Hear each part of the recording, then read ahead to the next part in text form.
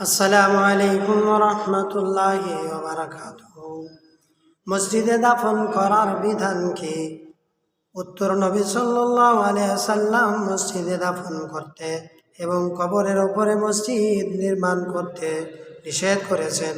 নবী সাল্লাল্লাহু আলাইহি ওয়াসাল্লাম মৃত্যুর পূর্বে মুহূর্তে কবরগুলোকে মসজিদে পরিণতকারীদের উপর লানত করেছেন এবং তার উম্মতকে সতর্ক করেছেন। তিনি এটা উল্লেখ করেছেন যে কবরকে মসজিদে পরিণত করা ইহুদি খ্রিস্টানদের কাজ, কারণ মসজিদে দাফন করা এবং কবরের উপরে মসজিদ নির্মাণ করা শিরকের মাধ্যম।